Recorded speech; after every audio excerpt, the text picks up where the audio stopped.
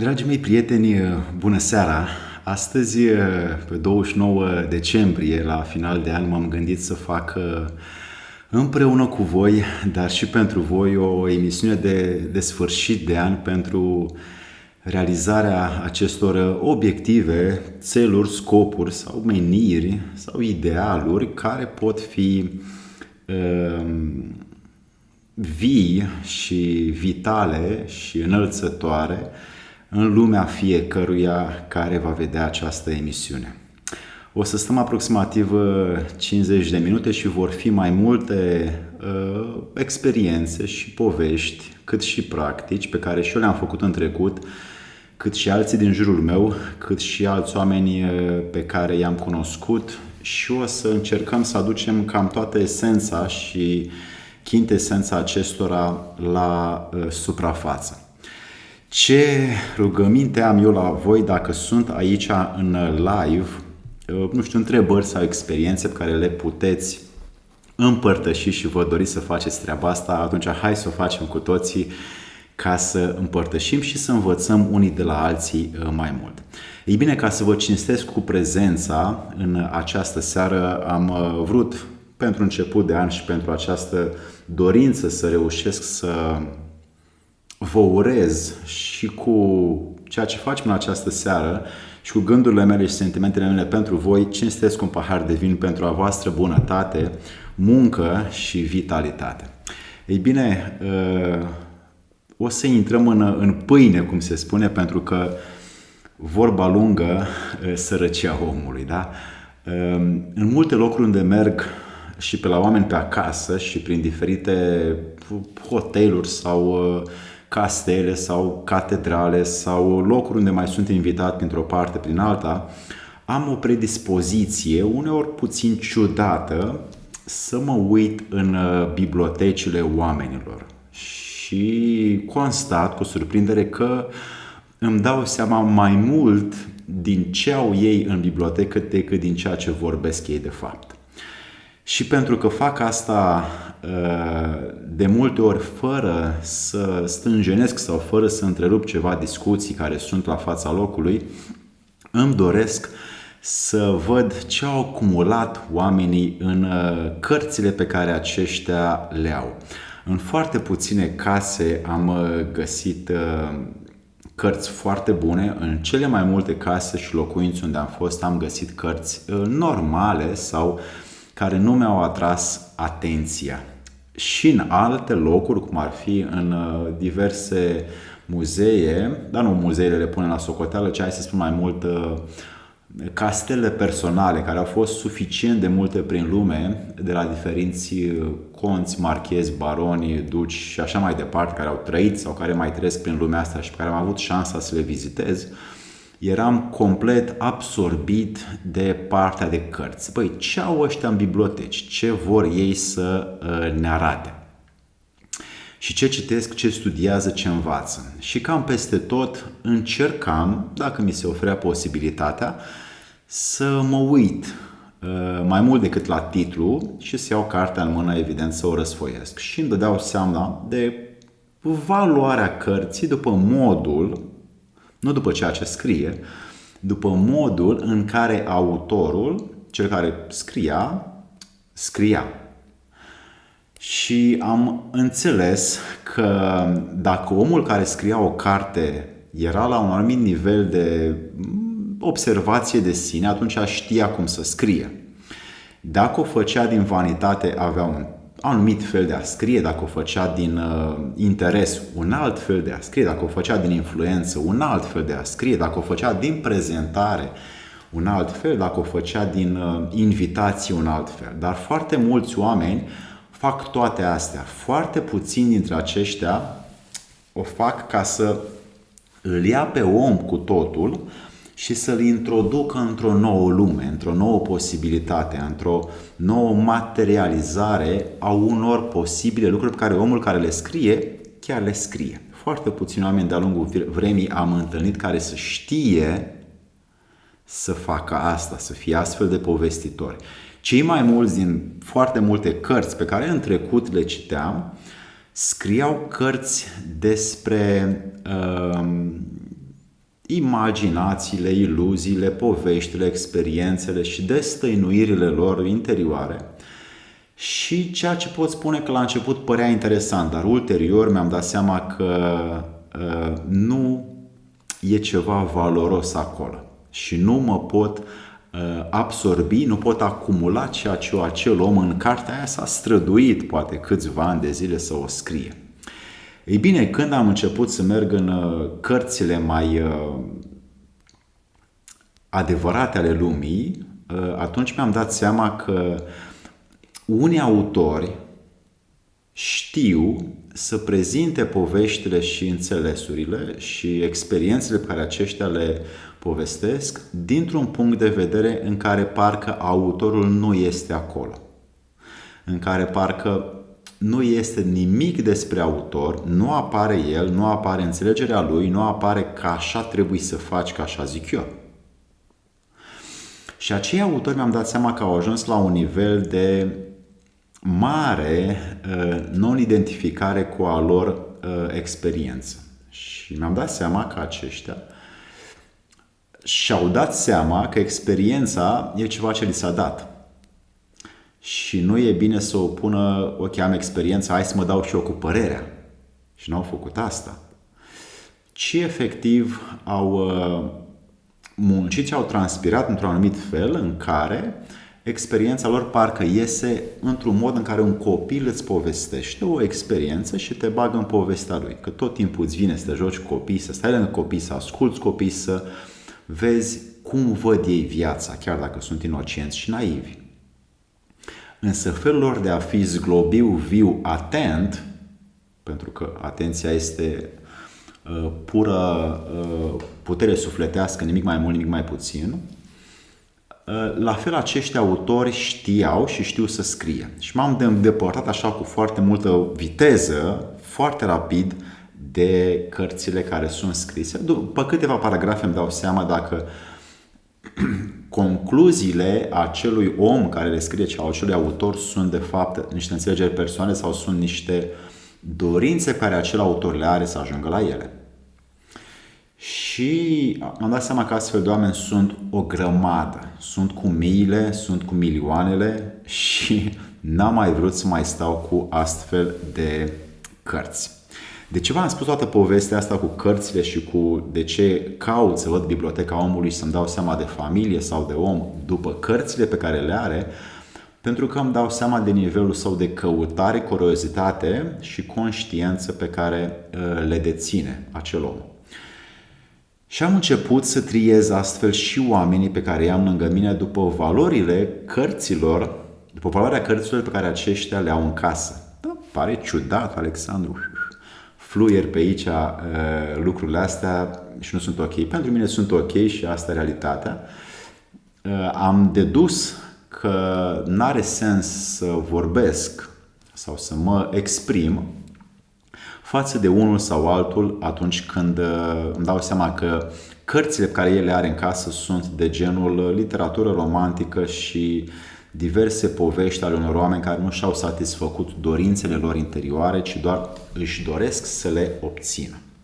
Ei bine, Denisa, bună seara, Mariana, Sorin, cum poți rupe un blocaj mental? Sunt 1001 de feluri, nu știu de care blocaj mental zici, dar poate mai multe detalii. Otilia, bine ai venit în Madeira, că știu că ești prin preajmă, bună seara. Așadar, prieteni dragi, în această seară o să începem cu niște lucruri pentru domniile și puterile voastre și anume.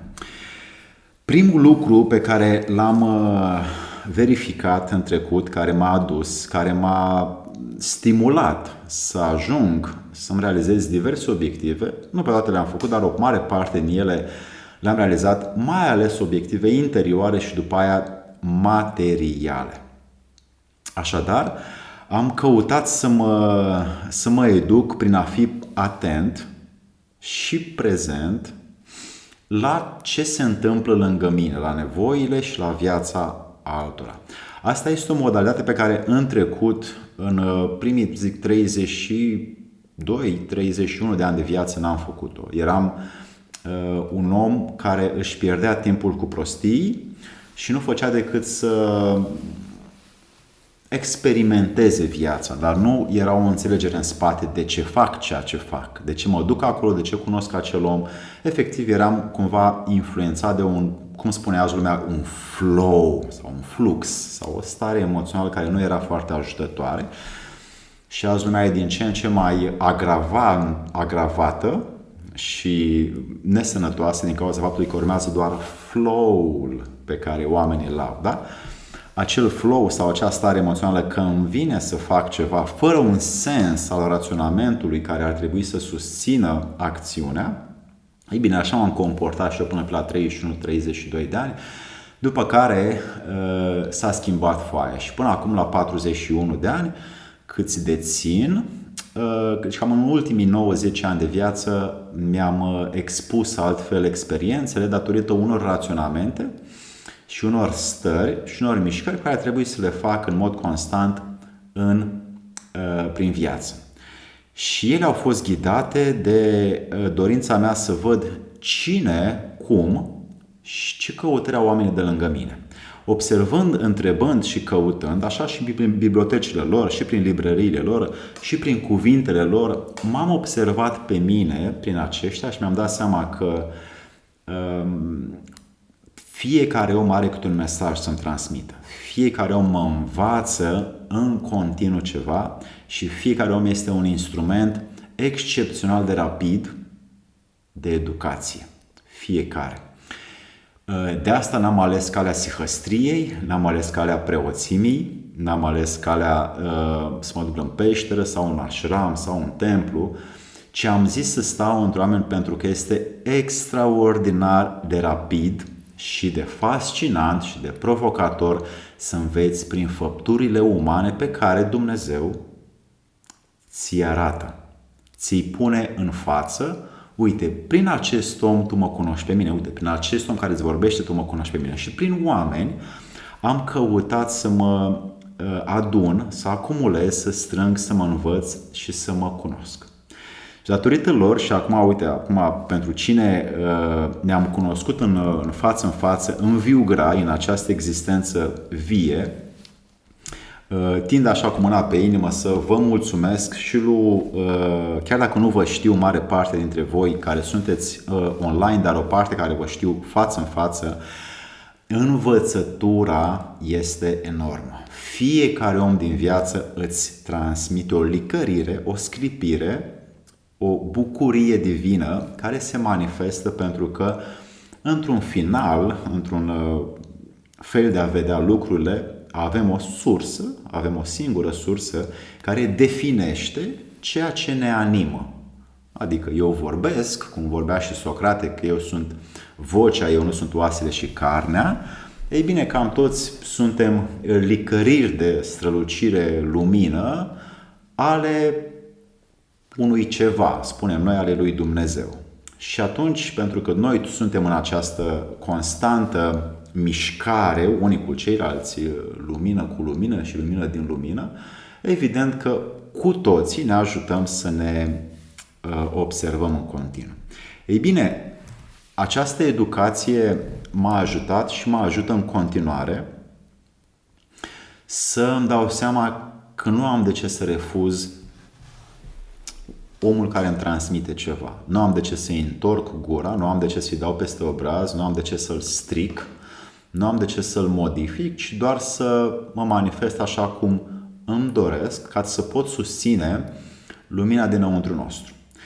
Asta pentru mine este una din practicile de realizare a obiectivelor, pentru că știu și am învățat și în trecut că transpiram, făceam cam 16 ore pe zi, noapte de noapte, trudeam ca prostul, cum se spune, sau în limbajul mai comun adolescentin, ca boul. Trudeam singur, până când am zis că nu prea merge, că mă chinui, aveam cearcăne, riduri, ochii roșii, mă îngrășase, mâncam prostii, mă duceam la șaorma, pierdeam timpul între 20 și 30 de ani cu astfel de lucruri. Dar munceam foarte mult, îmi place și sunt un om responsabil.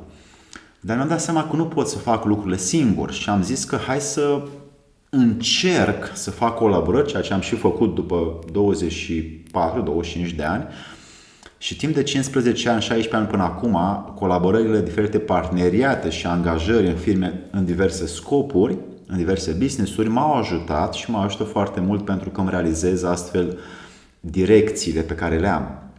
Și din acest motiv, dorința pe care o am pentru fiecare dintre voi este să faceți lucruri cu oamenii. Fie că sunt relații parteneriate, fie că sunt relații de căldură emoțională, omul de lângă tine dă energie. Omul de lângă tine te poate schimba în mai mult, în mai bine, dacă îl alegi cum trebuie. Omul de lângă tine uneori îți dă ceea ce Dumnezeu îi transmite ca să-ți dea.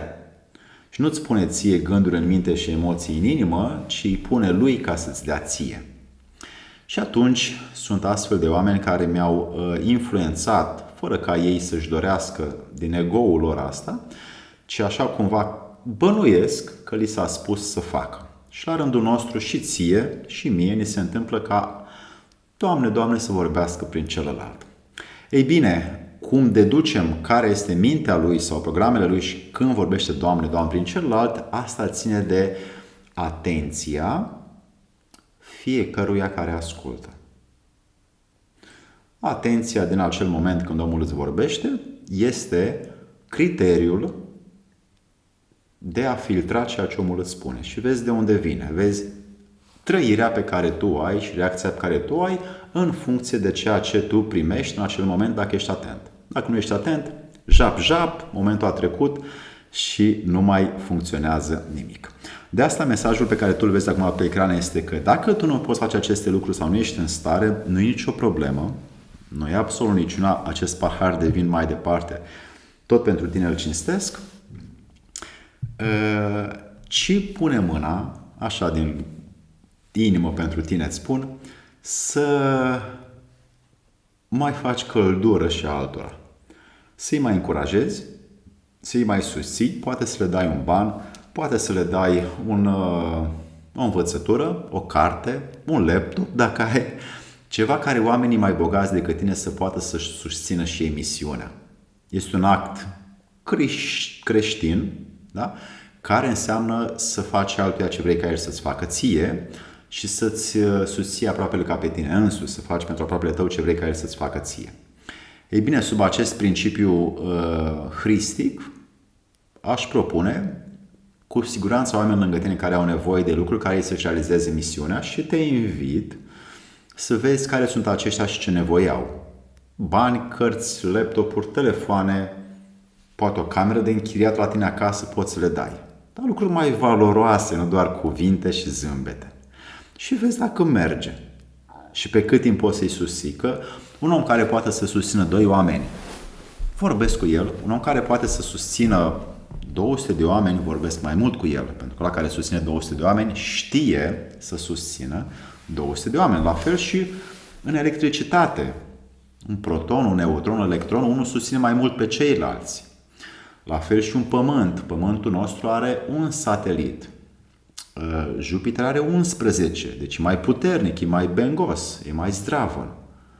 Așa și cu oamenii. Unii oameni pot susține mai mulți oameni, alți oameni pot abia să se susțină pe ei înșiși și abia se pot șterge la fund de lucrurile toxice pe care le au în corp.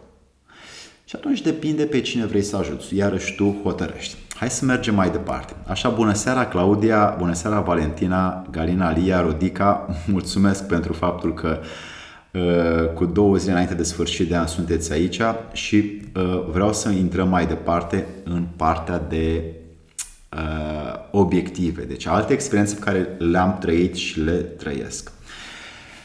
Al doilea lucru este că am căutat sau din momente ceea ce era necesar drumului meu și nu am căutat să scriu foarte, foarte mult, stau cu caietul în brațe, da? Stau cu o carte sau un caiet și tot timpul îi vezi că scriu pașii pe care i-au de făcut în acel an sau în acea zi. Da?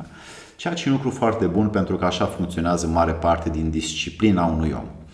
Însă eu am făcut-o și chiar câțiva ani. N-am vrut să o mai fac pentru că am văzut că nu merge să mai trăiesc lucrurile, ci doar mi le scriam, eram productiv, dar eram robot. Eram foarte util sarcinilor mele proprii sau altora, dar eram robot. Și efectiv îmi doream doar să șterg task-ul de acolo, dar nu simțeam, nu trăiam, nu mă bucuram de proces. Și n-am vrut să rămână un automaton fără țeastă, fără raționament și fără inimă. Și am zis că nu mai vreau să fac asta și am zis că nu vreau să mai premeditez pașii și mi-am dorit să păstrez ceea ce în drumul meu mi se arată, ca să mă pot bucura de proces. Astfel am început să mă uit la momentele pe care le am față de oameni, față de evenimente și față de situații, de experiențe, și să văd ce acestea îmi transmit. Și cum pot să-mi șlefuiesc eu drumul din ceea ce îmi vorbesc lucrurile din afară. Iar lucrurile din afară îți vorbesc într-una. Îmi arătau într-una cam pe ce drum să o iau. Și tot timpul cu capul plecat, chiar dacă era împotriva voinței mele, că n-aveam chef, că nu era bine, că erau unor cu alte precepte, cu alte fundamente, capul plecat și mă duceam înainte. Pentru că experiența m-a ajutat mai mult decât dacă o refuzam. Și atunci mi-am dat seama că astfel de lucruri pe care nu le scriu, nu le pregătesc dinainte, mă ajută mai mult dacă iau din proces, dacă trag din proces, dacă extrag din proces ceea ce este necesar misiunii mele. Și mi-am dat seama că în timpul unui, hai să spun, uite, eram la telefon, stau la telefon și vorbesc cu cineva important și în fața mea cineva îmi vorbește.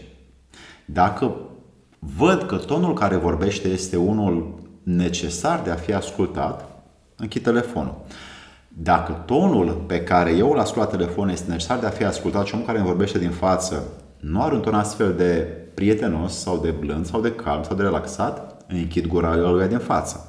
Și astfel mi-am dat seama că e bine să fac un lucru odată și să mă bucur de procesul acela pe care îl fac. Că dacă trăiesc procesul, obiectivul realizat este mult mai hrănitor pentru mine. Și momentele am zis că vreau să le utilizez, să le folosesc din ceea ce se întâmplă acum în destinația misiunii mele sau spre destinația misiunii mele. Spune Valentina că noi lucrăm cu oamenii străzi și vă spun că am învățat lucruri simple și trăiesc momente pure. Uite, bravo, felicitări foarte mult că faci asta. Viorica, cum să scap de diabet tip 2? Am vorbit despre asta la pachetul Vraci și pe YouTube și pe cursurvideo.ro. Acolo sunt videouri destinate acest lucru. Această emisiune nu este pentru asta, sunt mai mulți pași, mai multe metode. Nu știu care le-ai încercat și nu este o discuție pentru această seară. Așa, hai să mergem mai departe la punctul 3. Înainte să mergem la punctul 3, vreau să vă aduc aminte și spuneam și lui Viorica, deci pe cursurvideo.ro la pachetul Vraci poți să găsești mai multe videouri, top 6 alimente pentru fiecare condiție sau afecțiune umană. Și la pachetul junior găsești de asemenea webinarii din trecut, prezent și viitor. La pachetul senior mai multe cursuri video și masterclass-uri, iar la pachetul Vraci găsești și masterclass-uri și conferințe publice din trecut, prezent și viitor, cei care sunt abonați pe cursurvideo.ro. De asemenea, aceste lucruri se găsesc și pe alexandruplesa.ro/magazin, unde găsești la cursuri video, meditații, conferințe online, aceste lucruri pe care le-am descris, live-uri din trecut, webinarii, masterclass-uri sau conferințe publice din trecut, singulare, particulare, individuale și le poți lua de acolo așa cum îți dorești. De asemenea, aici la membru pe YouTube, deci ai un buton dacă ai să te uiți la mine pe canal, poți să fii membru de 3 feluri. Poți să fii un membru căutător, unde ai acces la partea audio a foarte multor webinarii și masterclass-uri care sunt, mai ales în 2023 și 2022, unele foarte, foarte puternice. Iar la membru practicant vei avea și acces la multe conferințe care sunt acolo, plus videouri private cu mine, iar la pachetul Vraci, de asemenea înregistrările video a ceea ce se numește 30 de videouri cu 180 de alimente pentru 30 de afecțiuni umane. Deci fiecare video are top 6 elemente și top 6 rețete și moduri de gătire pentru fiecare afecțiune umană și cum se poate aceasta revindeca, cum se poate omul vindeca cu fiecare dintre aceste videouri. Ei bine, în această seară vă mai spun pe scurt că acest grup de Telegram, Misiune Spațială, care am început în luna noiembrie cu el și deja suntem o mână zdravnă de oameni, care este un grup unde nu avem discuții și nu sunt foarte multe conversații, ci doar mai pun acolo diverse materiale, cărți, filme și materiale, linkuri de pe internet cu lucruri care pot să fie ajutătoare upgrade-ului sau optimizării condiției noastre din punct de vedere al minții, diverse funcții, cum gândește mintea, și mai ales părți ale sau videouri cu îmbunătățirea, fortificarea și vitalitatea condiției fizice umane.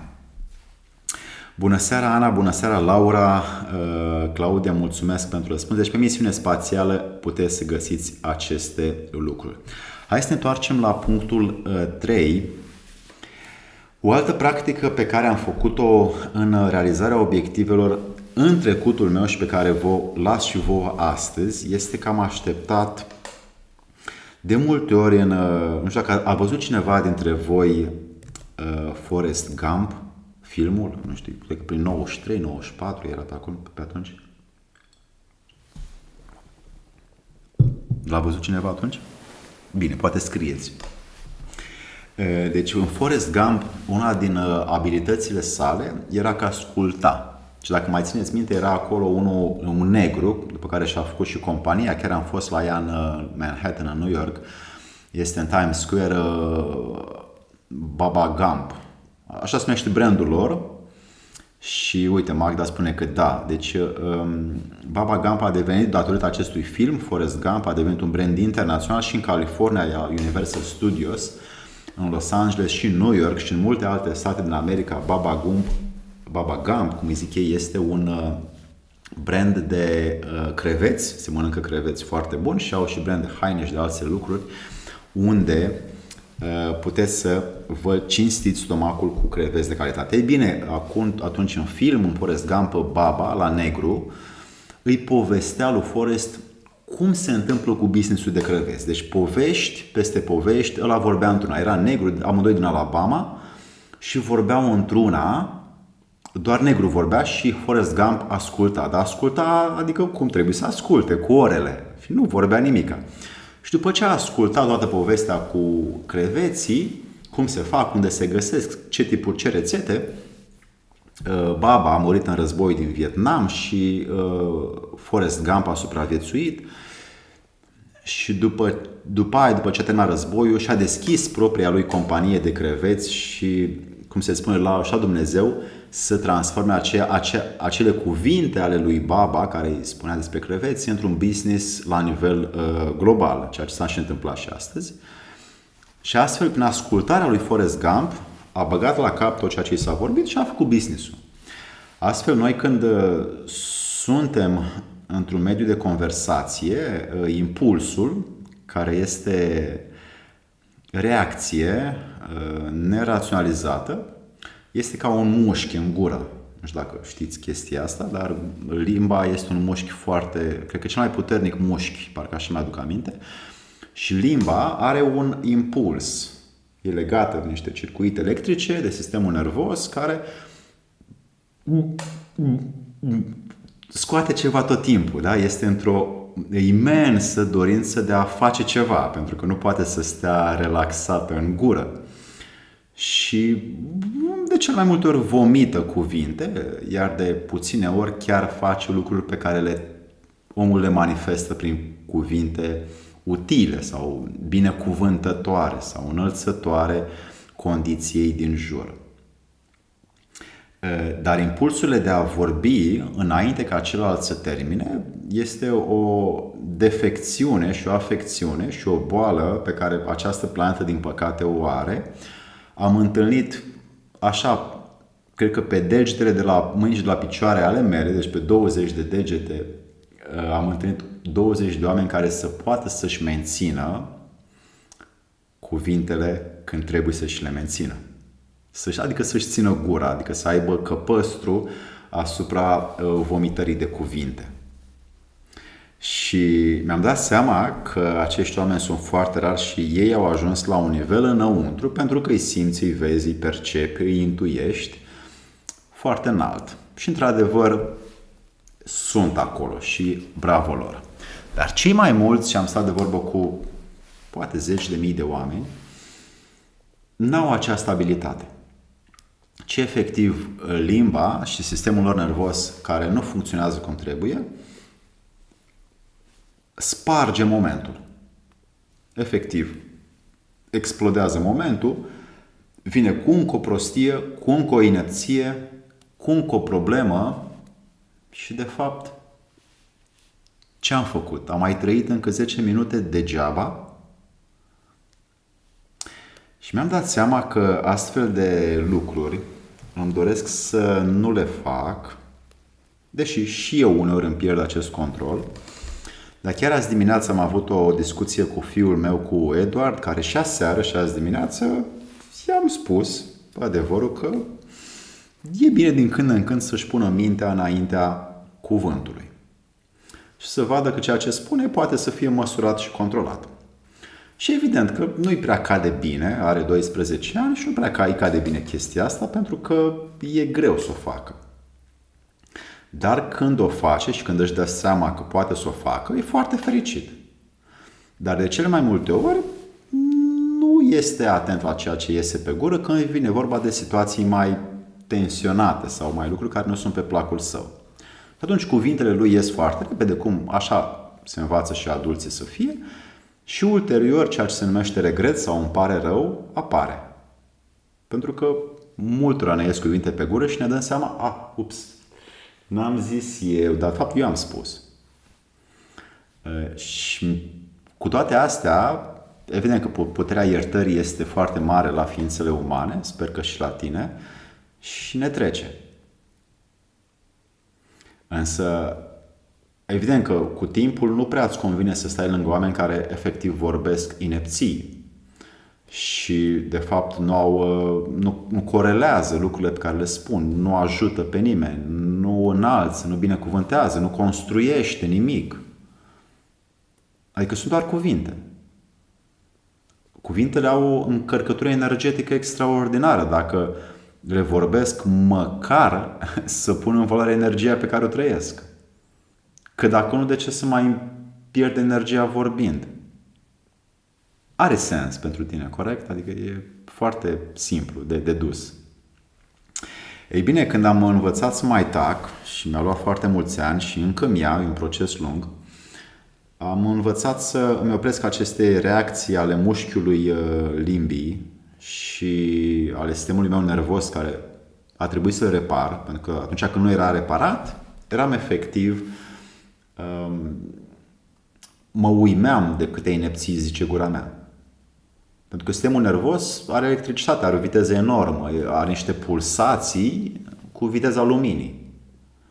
Și efectiv, miști, vorbești, clipești, te încrunți, o grămadă de acte. Dacă cineva te vede la slow motion, se oripilează. E un circ acolo, dacă cineva chiar te privește cu adevărat sau mă privește cu adevărat, dacă nu e despre tine, despre fiecare dintre noi. Și atunci, ca să ne observăm, e bine să avem oameni care au ajuns la acel nivel lângă noi și să ne ajute. E foarte bine să căutăm măcar unul dintr-o 1000 care să ne ajute să ne spună ce putem face mai bine. Și să-i cerem feedback, să-l întrebăm, să-l ascultăm, să-l vedem ca exemplu, ca maestru, ca învățător, ca cine vrei tu să-ți fie. Da?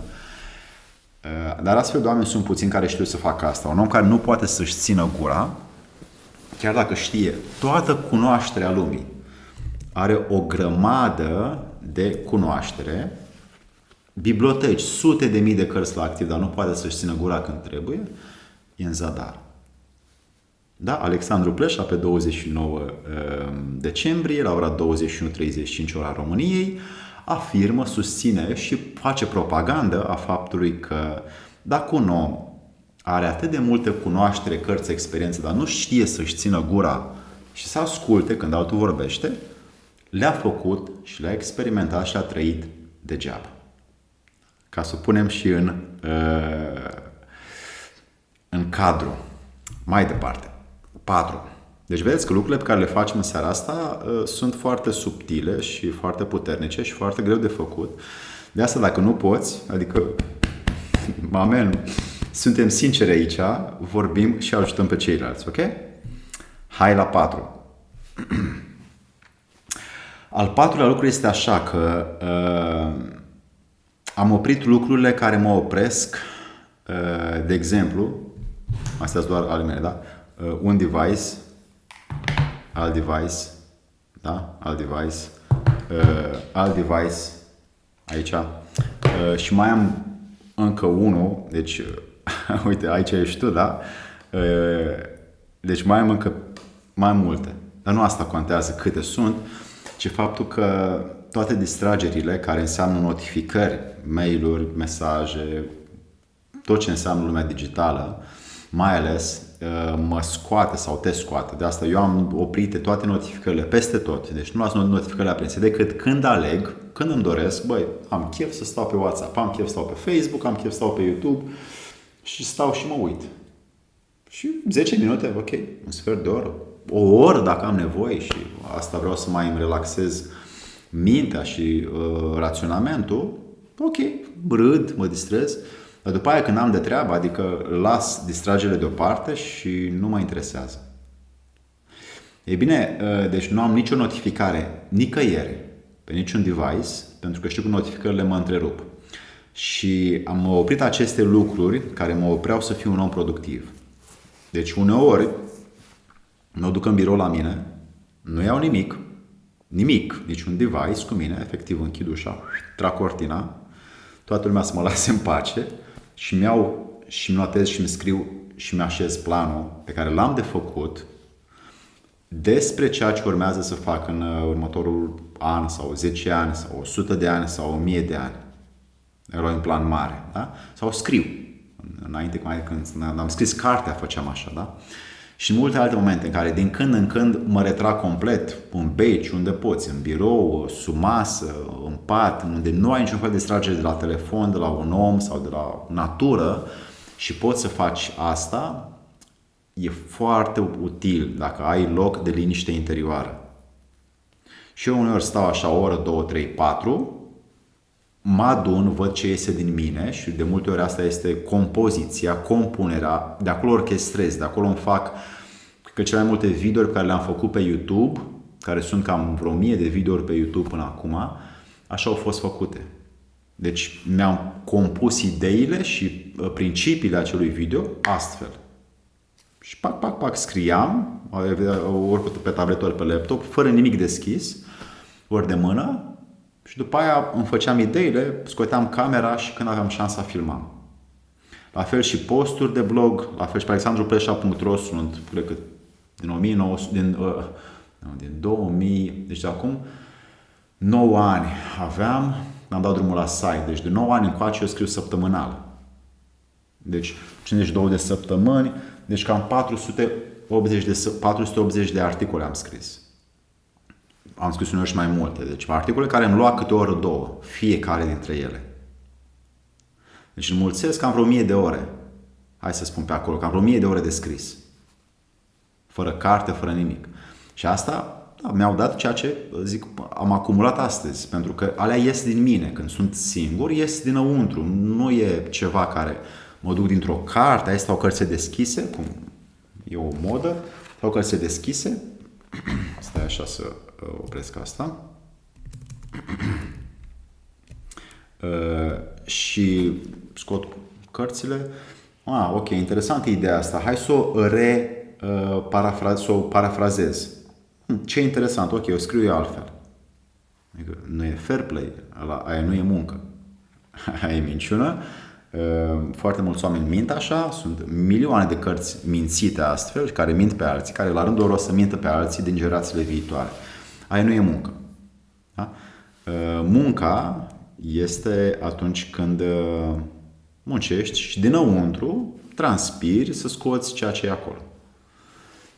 Ori calcule matematice, ori o știință, ori o nouă știință, ori legături între științe, ori o nouă formă de a ajuta, paradigma, problemele societății, nevoile altora, nevoile interioare, de a construi ceva care e necesar, de a inspira pe alții, de a fascina pe alții. Depinde ce ai tu în tine ca să fii util altora și să-ți facă și ție pe plac, cum spunea Nastratin Hogea. Așa că revin la punctul 4 și când am lăsat aceste discuții nonsens și notificările și alte impulsuri sociale de genul haide bă, când spuneau băieții înainte,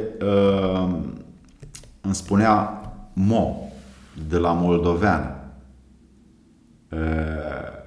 că eram de la Galați, adică eu până la 21 am stat la Galați, dar m-am dat în București la 21 și îmi spuneau Mo de la Moldovean, că Galațiul e la sud de Moldova, cică.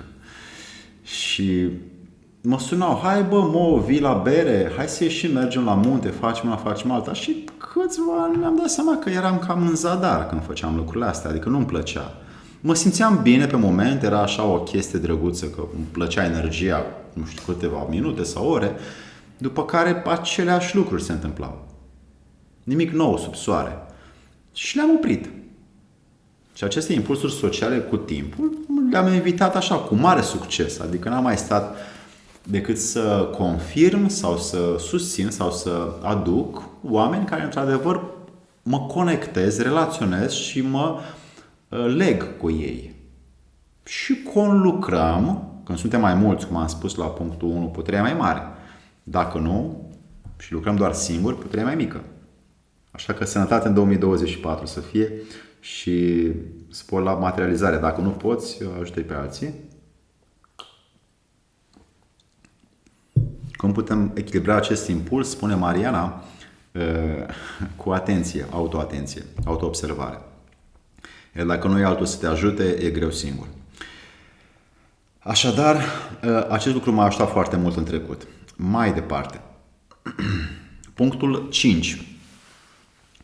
Un lucru care, iarăși, nu e pentru toți, este că mai întâi verific ceva când aflu și ceea ce primesc pun sub verificare personală. Asta înseamnă că multe din lucrurile pe care le ascult, le aud, mintea noastră este să le ia așa. Ok, că a spus doctorul ăla, că a spus omul ăla de știință, că a spus preotul acela. Pare veridic.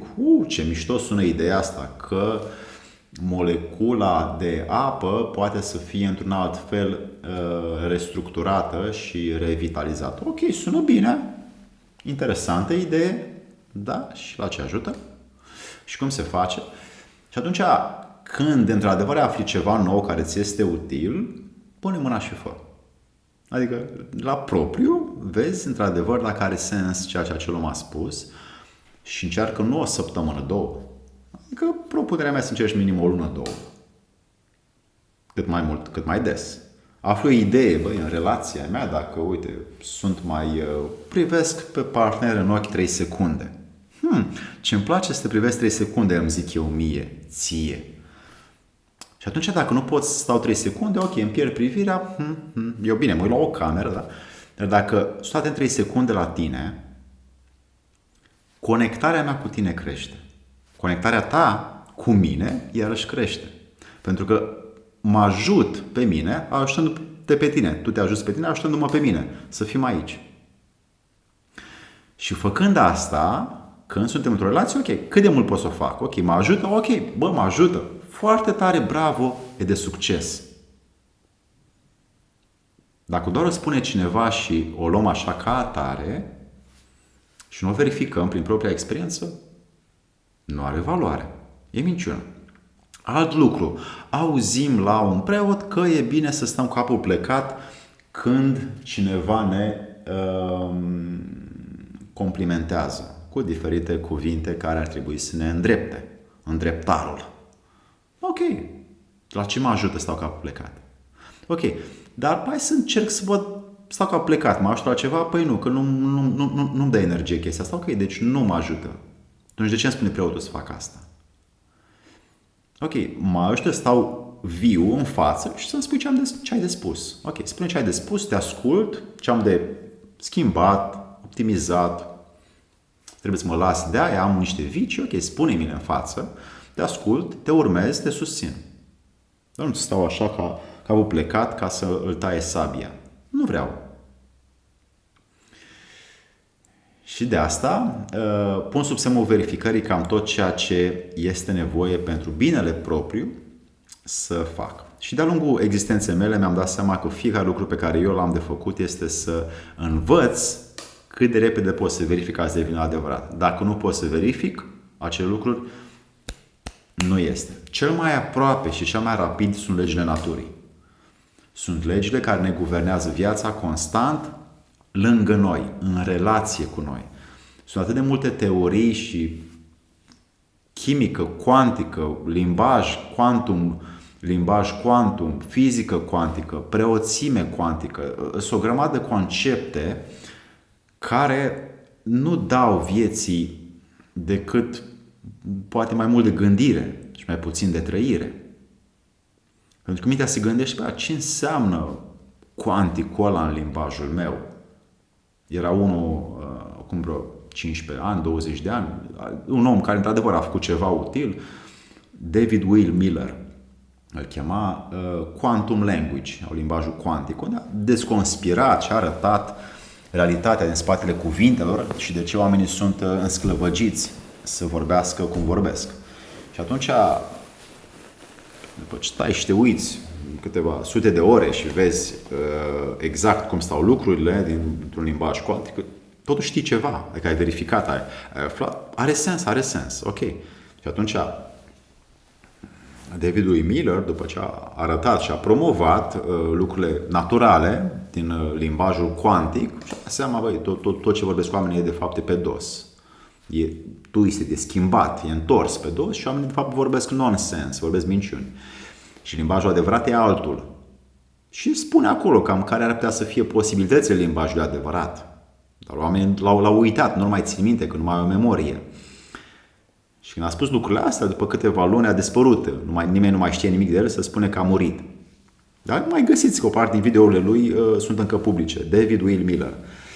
Așa, hai să mergem la partea a 6-a. Înainte să merg la partea a 6-a, vreau să vă arăt ceva. Deci pe 120 de ani de viață sunt 3 posibilități de evoluție și sănătate fizică, un pachet superom, autovindecare și reîntinerire pe 120years.live, atât pe partea de oameni care vorbesc limba engleză, cât și pe partea de oameni care vorbesc limba română.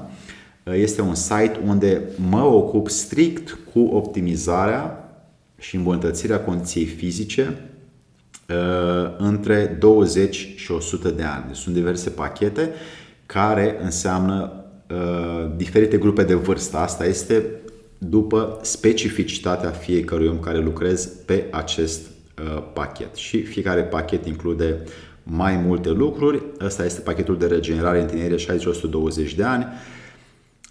Acestea sunt beneficiile. Acest pachet este 35-60 de ani pentru autovindecare și acest pachet este super om, oameni care au nevoie de putere fizică între 20 și 35 de ani, care își pot controla corpul mai repede pentru că au o vârstă mai fragedă. Așadar, mă întorc la punctul 6 și anume ultimul în seria acestui an pentru voi, dragi prieteni, și cu prea cinstitul pahar de vin care să fie sângele din sângele Domnului să înălțăm și să binecuvântăm întru totul, pentru că sângele este cel mai puternic și rapid mod de însănătoșire dacă îl curățăm, dacă îl susținem, dacă îi dăm viață. El conține viața conține sângele. Impropriu spus am zis inițial că dacă susține viața, dar viața este inclusă în sânge, sângele este inclus în viață și dacă oferim sângelui ceea ce lui trebuie ca să trăiască, câteva lucruri simple, mai puține trizaharide, tetrazaharide sau îndulcitori artificiali, mai puține grăsimi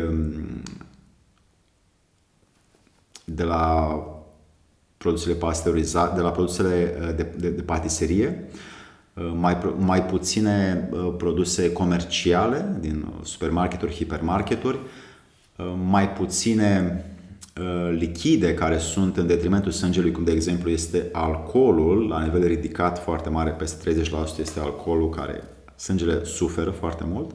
Ficatul nu are așa mult capacitate să scoată tot alcoolul din sânge.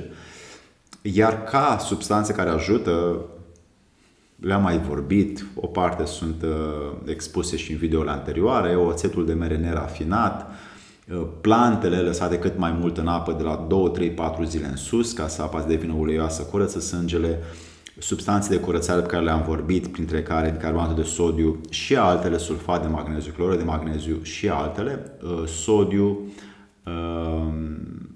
calciu, potasiu, fier, iarăși mineralizează foarte mult sângele și am mai vorbit și în edițiile trecute. Așadar, să fiți plini de vitalitate.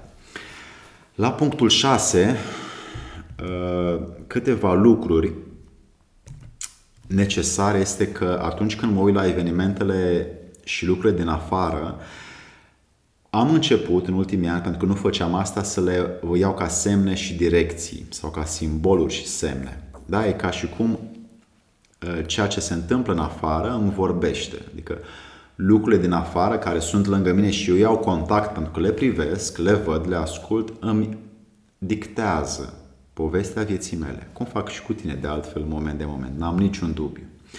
Așadar, în continuare, lucrurile pe care spunem noi că e acolo în rugăciune, nu? Tatăl nostru care ești în ceruri, sfințească-se numele Tău și facă-se voia Ta. Ei bine, părerea mea este că este pierdută cunoașterea asta ce înseamnă voia Ta.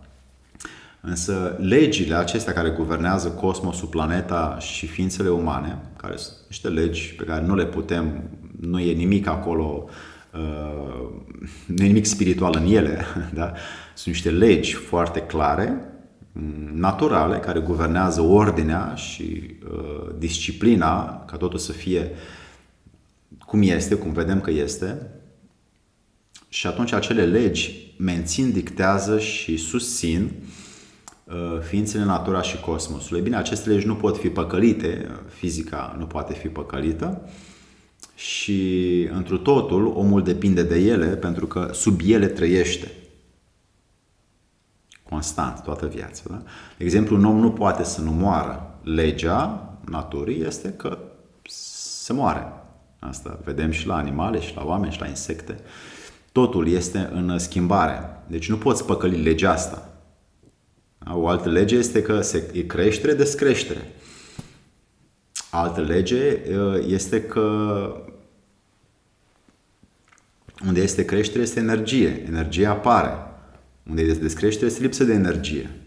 Ei bine, legile astea nu pot fi păcălite și oricât s-ar strădui omul să facă ceva cu ele, da, cochetează cu ele, dar nu sunt în toată puterea să le schimbe. Nu are cum. Deci depinde de aceste legi.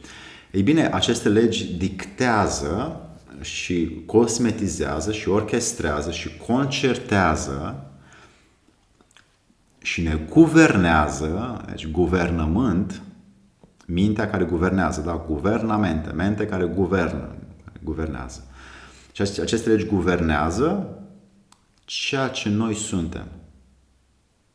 Plus alegerile, programele, gândurile. Până și astea sunt guvernate de legile astea. Ei bine, ele ne vorbesc într-una, ne arată. În constant ne dau mesaje și simboluri și semne. De exemplu, mergi pe stradă, ești într-un loc acum, uite, poate mergi de Revelion și în fața ta apare un porumbel alb, complet alb. Ok? Ce faci atunci? E un porumbel alb, ok, nimic. Fine, mișto, bravo, ok, hai, papa, zboară aici, n-am ce faci cu tine. Sau, ok, poate cineva l-a pus acolo. Poate el și-a dorit să-ți vorbească. S-a pus în fața ta și s-a vorbit. N-ai de unde să știi, nici una, nici alta.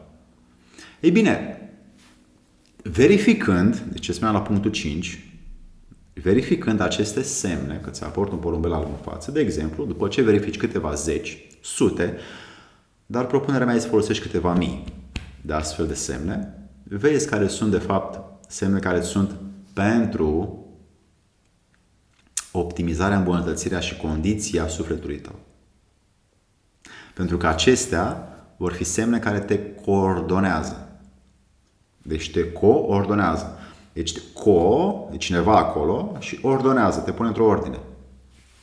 Asta va face cu tine.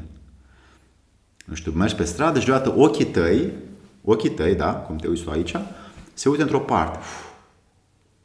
Și văd chestia aia, nu știu, văd o reclamă care... E bine, reclama aia ți-a transmis ceva. Ce faci cu ea? Ce semnifică ea pentru tine? Ce valoare are ea pentru tine? Ei bine, sunt miliarde de astfel de momente prin care semnele pe care tu le primești prin simțuri, da? Vezi, miroși, guști, auzi și atingi, simțurile astea conlucrează și îți transmit ceea ce ai de făcut.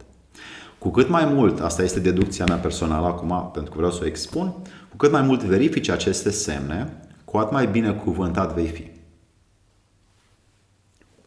Încă un exemplu. Mergi într-un grup de prieteni, acum de Revelion o să mergi, o să, nu știu, beți un pahar de vin, ceva, da? Și oamenii încep să vorbească despre una despre alta. Dacă tu ești oaia neagră și poate vrei să fii și e ok să fii și ești oaia neagră și, domnule, eu nu vorbesc despre politică la masa asta, poți să taci. Și atunci e ok să taci, nu spune nimeni nimica, dar poate poți să coordonezi discuția din politică către altceva care îți convine, participând la politica lor și influențând-o către ceva care ți este pe placul tău, dacă vrei. Dacă refuzi complet, bă, ăștia vorbesc despre politică de anul nou, sunt niște absurzi, utopici, cretini, n-am ce face cu ei. Hai, gata, abia aștept să plec acasă, să înceapă un nou an în flux de emoții iarăși. Sau ascult, particip, spun și eu ceea ce am observat, mă gândesc și fac parte din locul în care sunt. Adică nu are rost să mă închid. Eu nu refuz realitatea. Ascult, bag de seamă, dacă e ceva care mă pot lega, ok, hai să mă leg. Dar nu refuz semnele sau direcțiile care vin din afară. Deci nu refuz coordonarea. Coordonare. Deci cineva mă coordonează. Prin experiențe, oameni și evenimente. Așadar, propunerea pentru 2024 este să verifici cât mai multe astfel de semne și simboluri și direcții care vin din afară, să vezi care sunt într-adevăr benefice și cum le poți tu folosi pentru îmbunătățirea condiției interioare a sufletului tău.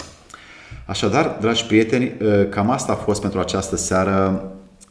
Dacă mai sunt lucruri pe care le puteți verifica, spuneți-mi-le și mie, poate mi-a scăpat ceva care este și vreau să învăț și eu de la voi. O să ne vedem în 2024 cu mai multe proiecte noi și atunci o să discutăm despre ceea ce discutat atunci. Pentru noul an, verificați aceste lucruri, nu le credeți și tot timpul un ochi înăuntru și un ochi în afară. Un an plin de acest lucru. La revedere, prieteni, la mulți ani!